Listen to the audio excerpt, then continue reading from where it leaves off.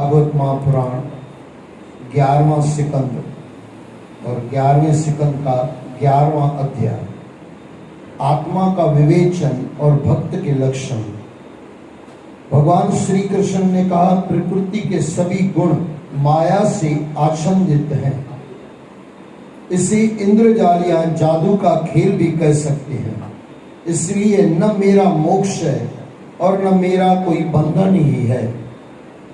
जैसे स्वप्न बुद्धि का दायरा है, जिसमें वह न होते हुए भी दिखाई देता है, वह मिथ्या है, ऐसे ही संसार में होने वाला यह शोक मोह सुख दुख शरीर की उत्पत्ति और मृत्यु सभी कुछ संसार का मायावी स्वरूप है। अज्ञान के कारण यह होने का एहसास तो कराता है, पर होता कुछ नहीं है। स्वप्न के अंदर जब हम होते हैं तो पता थोड़ी होता है स्वप्न चल रहा है। कोई मर गया तो हम रो भी लेते हैं, किसी की शादी है तो हंस भी लेते हैं, नाच भी लेते हैं। लेकिन वो हंसना गाना रोना, कुछ मिल गया, कुछ जगह मिल गई, सपने में कुछ ले लिया, धंधा कर लिया, कुछ भी कर लिया, उस समय पता नहीं चलता कि हम सपना देख रहे हैं। लेकिन सपना सुबह उठते हैं या रात को उठते हैं तब पता चलता है कि सपना था। बस ये संसार में जो भी मिलता है ना, अब पता नहीं चलेगा ये झूठा है, अब पता नहीं चलेगा। झूठा कब पता चलेगा? जैसे नींद में उठने वाले को पता चलता है कि सपना था, तो जीवन समाप्त हो जाता है। जब मृत्यु आ जाती है तब पता चलता है कि सब सपना था। लेकिन हाय रे, इंसान पूरी जिंदगी गंवा देता है और मिथ्या सपना ये पूरे संसार को कहा गया। किस अर्थ में कहा गया? शरीरों के लिए जो भी आपने बनाया, मैंने बनाया, वो सब सपना है, क्योंकि शरीर यही रह जाएगा। आत्मा सत्य है, शरीर असत्य है, और असत्यों के लिए जो भी लिया गया वो सब असत्य है। हाँ, असत्य से सत्य को पाया जा सकता है। सही, ये जग सच्चे की है कोठड़ी, आशा दीवार गुरु ग्रंथ साहब। ये जग सच्चे की है कोठड़ी, सच्चे का विश्वास। ये कोठी को गाली देने जैसा नहीं है, क्योंकि इसमें परमात्मा है। इससे आप पुण्य भी कमा सकते हो, पाप भी कमा सकते हो। इससे शैतान तक भी पहुंच सकते हो, परमात्मा तक भी पहुंच सकते हो। आपने कौन सा रास्ता लिया है? गुरुओं का रास्ता लिया है तो परमात्मा मिलेगा, और संसार का रास्ता लिया है तो शैतान मिलेगा। और संसार दुख ही देता है और गुरु की तरफ आनंद ही होता है। वहां कभी दुखों का नामो निशान नहीं होता। गुरुओं की गाड़ी में वाहिगुरु नाम जहाज है, चढ़े सो तरे पार। गुरुओं की गाड़ी में कभी दुख नहीं होता और संसार की गाड़ी में कभी सुख नहीं होता। ये अगर समझ में आ जाए तो आनंद आ जाए। उद्धव, शरीर धारण करने वाले को मुक्ति का अनुभव कराने वाली आत्मविद्या और बंधन का अनुभव कराने वाली अविद्या, ये दोनों ही मेरी अनादि शक्तियां हैं। मेरी माया से इनकी रचना हुई है, जबकि इनका कोई वास्तविक अस्तित्व नहीं है। जीव तो एक ही है, व्यवहार के लिए ही वह मेरे अंश के रूप में जाना जाता है। इस प्रकार वह मेरा ही रूप है। आत्मज्ञान से संपन्न होने पर उसे मुक्त कहते हैं, और आत्मा का ज्ञान न होने पर उसे बुद्धू कहते हैं।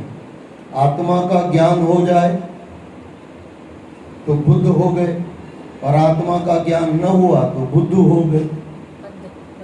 हाँ, बद्ध, ये बुद्धू। हाँ, लेकिन उसका अर्थ ये बद्ध, लेकिन एक अर्थ में बुद्धू कह सकते हैं। बद्ध यानी बंधन आ गया, वहां पे मुक्त है और यहाँ पे बंधन है। लेकिन मैं दूसरा अर्थ ले रहा था आपको, वो अर्थ समझना। समझ गए तो बुद्ध बन गए, और नहीं समझे तो बुद्धू बन गए। और यहाँ पे मुक्त और बंधन, वो आपने बराबर कहा। आत्मा का ज्ञान न होने पर उसे बद्ध कहते हैं, यानी बंधा हुआ। और इसके लिए एक हिंदी में शब्द आता है, बंदा या बंदी, जो बंधा हुआ है संसार से। संसार का बंधन छोड़ दें तो मुक्त हो जाते हैं, मुक्ति हो जाती है। यह अज्ञान क्योंकि अनादि है, इसलिए इस बंधन को भी अनादि कहा जाता है। उद्धव, बुद्ध और मुक्त जीव दो प्रकार के होते हैं, यानी एक में बंधन में पड़ा हुआ और एक मुक्त यानी जीवन मुक्त, जिसने जीवन को मुक्त कर दिया, जीवन को छोड़ दिया, वासनाएं छोड़ दी। जीवन को नहीं छोड़ा, जीवन में से वासनाओं को छोड़ दिया। मुझे कुछ चाहिए वो निकाल दिया, चाह गई चिंता मिटी मनवा बेपरवाह, जिसको कुछ न चाहिए शाहों के शाह।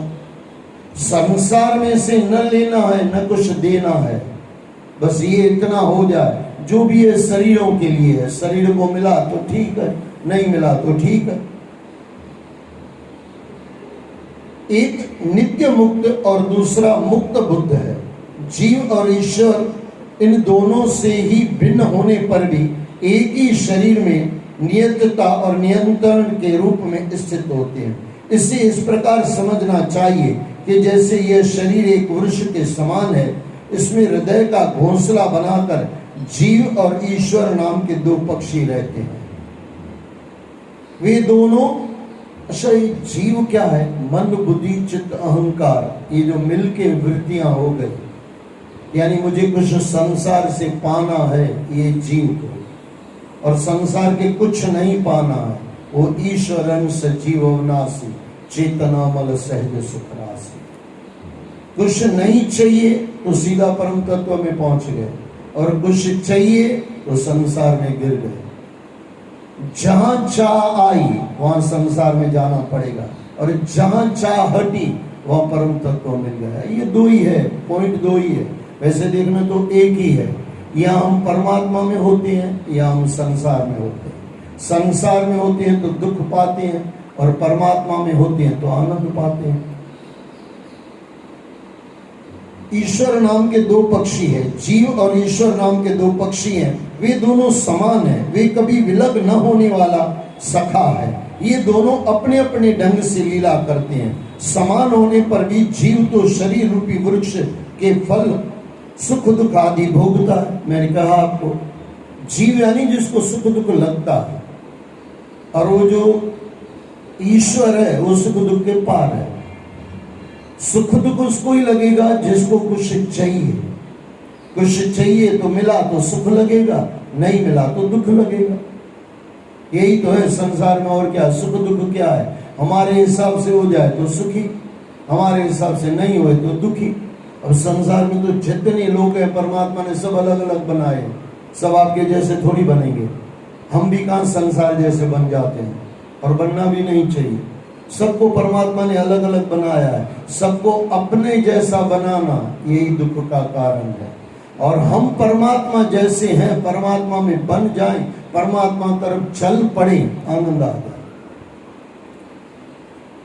परंतु ईश्वर उन्हें न भोग कर तटस्थ रहते हैं, और उनका साक्षी मात्र अर्थात वह जीव के सभी कर्मों को चुपचाप देखता रहता है। सतनाम साक्षी। भोक्ता न होने पर भी ईश्वर जीव से विलक्षण है। ज्ञान, वैराग्य, ऐश्वर्य और आनंद को देने वाला है। वह तटस्थ होकर भी संपूर्ण जगत को जानता है, जबकि जीवन उसमें लिप्त रहकर भी उसे नहीं जानता है। जबकि जीवन उनमें लिप्त रहकर भी उसे नहीं जानता है। इन दोनों में जीव तो अविद्या के कारण नित्य बद्ध है, यानी बंधा हुआ है, जेल में है, और ईश्वर विद्या स्वरूप अर्थात ज्ञान संपन्न होने के कारण नित्य मुक्त है। मैं संसार से कुछ पा नहीं सकता हूँ, और मैं संसार में कुछ खो नहीं सकता हूँ। ये पक्का हो जाए इंसान मुक्त हो गया। लेकिन ये पक्का करना और ये हमेशा याद रखना बहुत बड़ा कठिन हो जाता है। भगवान कृष्ण ने गीता में यही कहना चाहते हैं कि आत्मा को न कभी बढ़ाया जाता है, न कभी घटाया जा सकता है, न कभी उसको मारा जा सकता है, न कभी उसमें बढ़ावा होता है, न कभी हानि लाभ जीवन मरण यश अपयश ये विधि हाथ, लेकिन शरीर के लिए, आत्मा के लिए इसमें कुछ नहीं मिलता। आत्मा एकदम नित्य मुक्त है, यानी उसको प्लस भी नहीं किया जा सकता, माइनस भी नहीं किया जा सकता। अब कुछ कम हुआ ही नहीं है तो दुख का कोई कारण ही नहीं है। ऐसा कुछ मिला हुआ है ही नहीं, इसके लिए सुख का भी कोई कारण नहीं है। सुख दुख दोनों मिट गए। जहां सुख दुख दोनों मिट गए वहां आनंद तत्व आ गया। इसके लिए कहा गया आनंदो अस्मि। ईश्वर विद्या स्वरूप अर्थात ज्ञान स्वरूप होने के कारण नित्य मुक्त है। इसी प्रकार ज्ञान संपन्न मनुष्य भी मुक्त कहलाता है। जैसे स्वप्न के टूट जाने के बाद शरीर से उसका कोई संबंध नहीं रहता, उसी प्रकार ज्ञानी पुरुष स्थूल और सूक्ष्म शरीर में रहने पर भी शरीर से किसी प्रकार का मोह नहीं रखता। ये मोह ही जग का दुख का कारण है। मोह सकल व्याधिन कर मूला।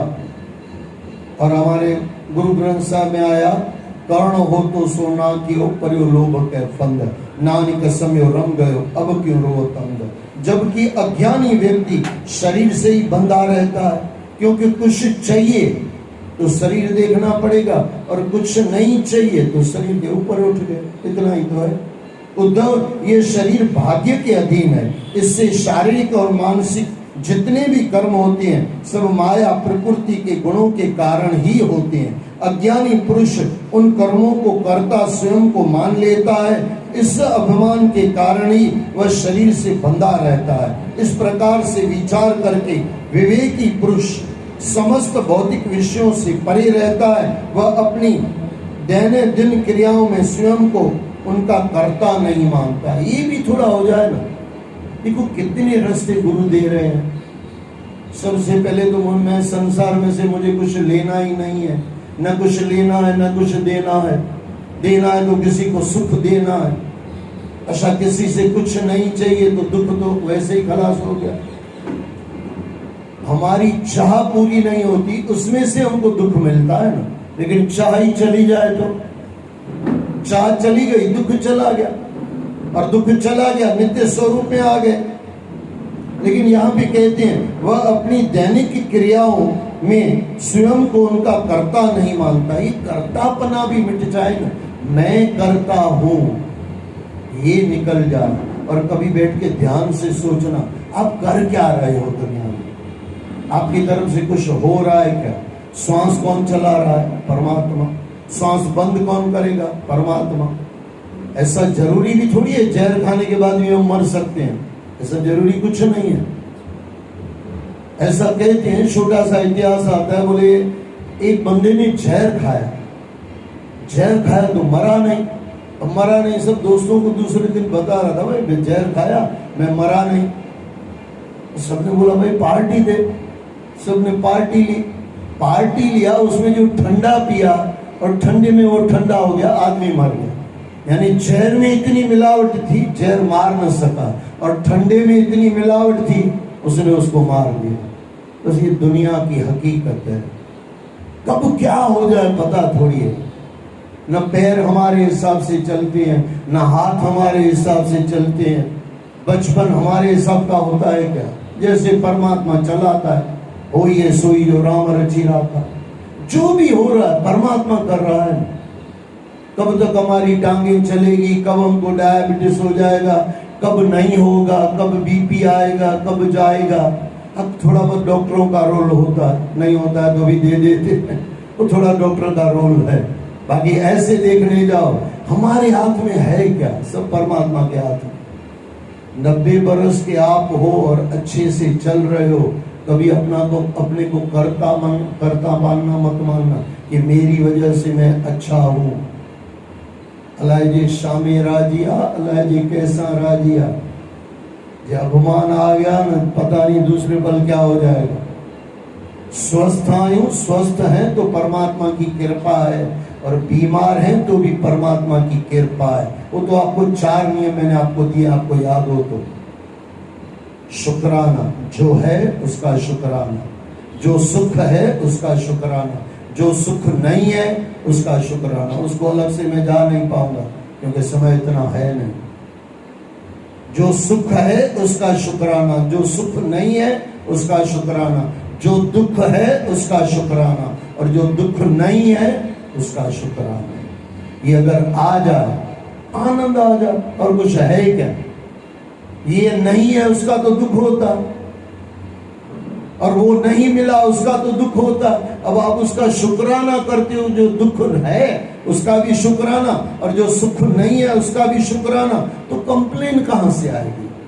कंप्लेन ही चली गई ना। और जीवन में अगर कंप्लेन चली जाए, इंसान अगर संतों की दृष्टि से देखने जाओ ना, इंसान के दुख का कारण है असंतुष्टि, और असंतुष्टि यानी कोई ना कोई कंप्लेन। अब किसी को भी मिलो, बोले ठीक है, बाकी तो सब ठीक है, लेकिन ये बस वो जो ये है ना, वही दुख का कारण।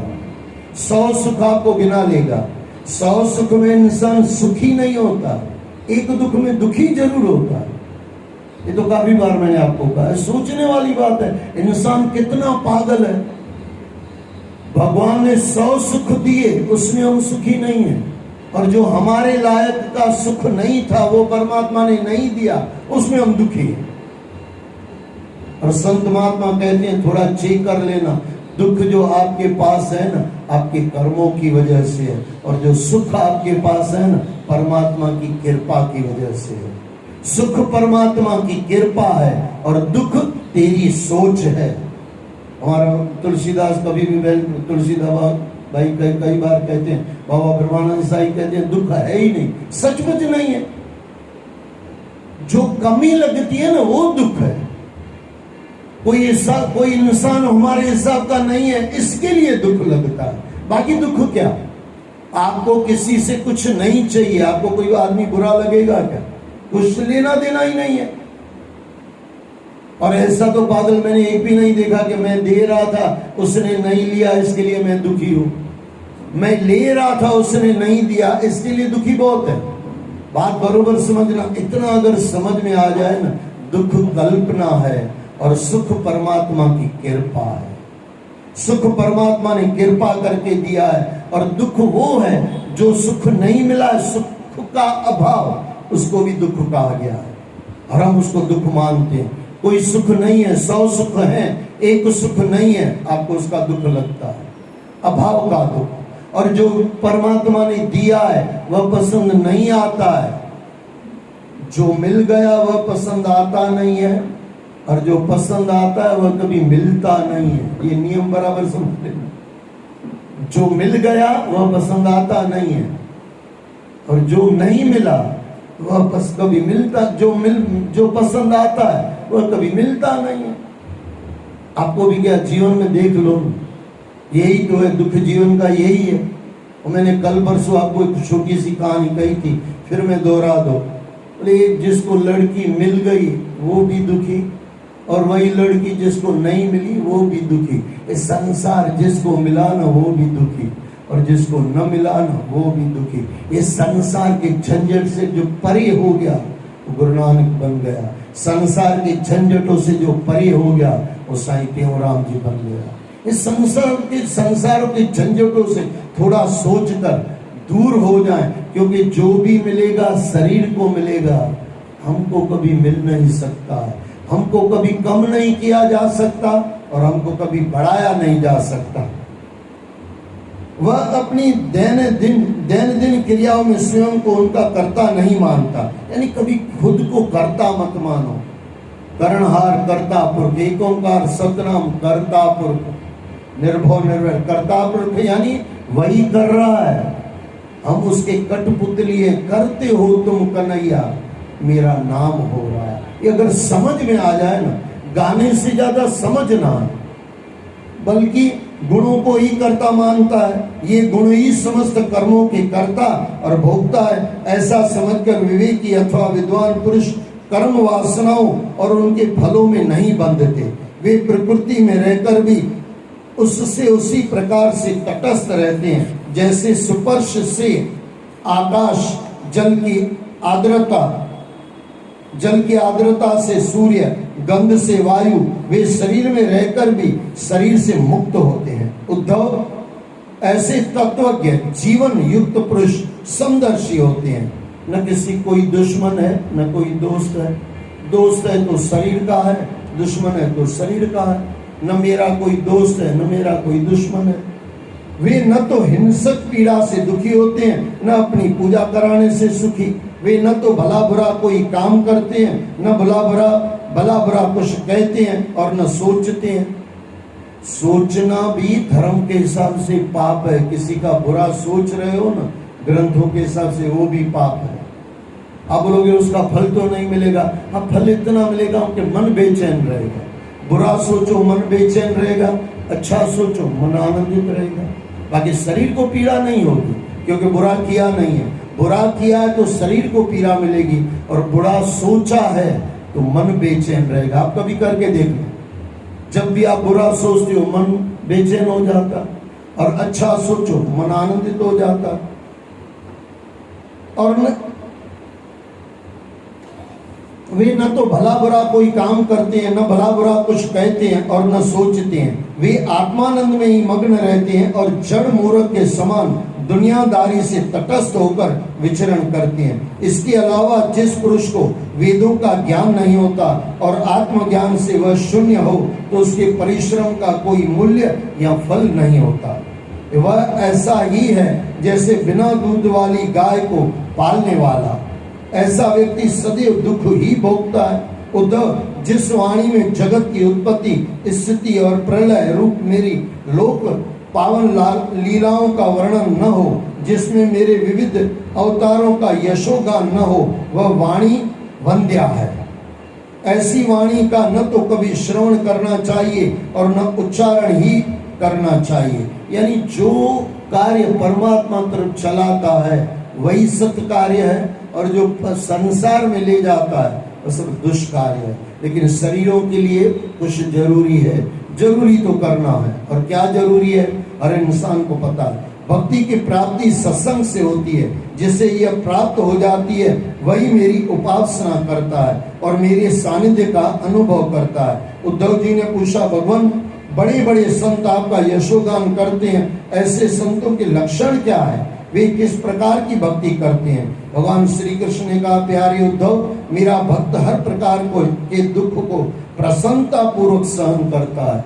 अब आओ वापिस, मैंने आपको क्या कहा है, जो दुख मिल गया उसका शुक्राना। यहाँ यही गुरु कह रहे हैं। क्या कह रहे हैं? मेरे प्यारे उद्धव, मेरा भक्त भगवान कृष्ण कह रहे हैं उद्धव को, प्यारे उद्धव, मेरा भक्त हर प्रकार के दुख को प्रसन्नता पूर्वक सहन करता है। सहन शब्द नहीं होना चाहिए, प्रसन्नता पूर्वक स्वीकार करता है। कई बार लिखने वाले ने भी थोड़ी इधर उधर अर्थ लिखा गया है। सहन नहीं करता, स्वीकार करता, स्वीकार करता है और किसी से वैर भाव नहीं रखता। निर्भव निर्वैर, एक ओंकार की पौड़ी में आता है। वैर भाव नहीं रखता। उसके जीवन का सार तत्व सत्य है। उसको सत्य पाना है, सत्य तरफ चलता है, सत्य को पा लेता है, असत्य को छोड़ता जाता है और वह पाप वासनाओं से दूर रहता है। वह समदर्शी और सभी का भला चाहने वाला होता है। वह संयमी, शांत, मितव्ययी यानी मित्र भाव वाला।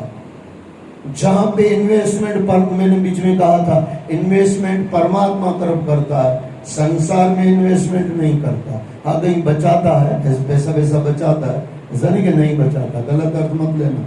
प्रमाद रहित और आत्म तत्व में लीन रहता है। प्रमाद यानी आलस नहीं रखता। संतों के यही लक्षण होते हैं। वे सभी का सम्मान करता है, वह सभी का सम्मान करता है, सभी से मित्रता का व्यवहार करता है। उसके हृदय में करुणा भरी होती है।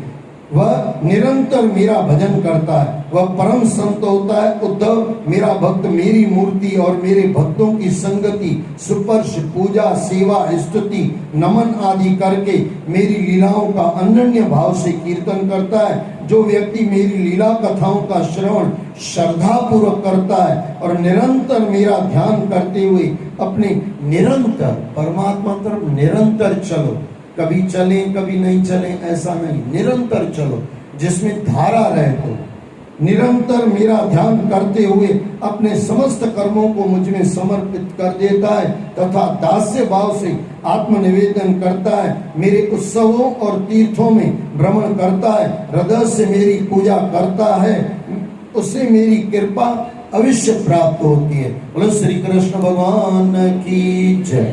2 मिनट ज्यादा हो गया, मुझे माफ करना। बोलो सद्गुरुदेव भगवान की।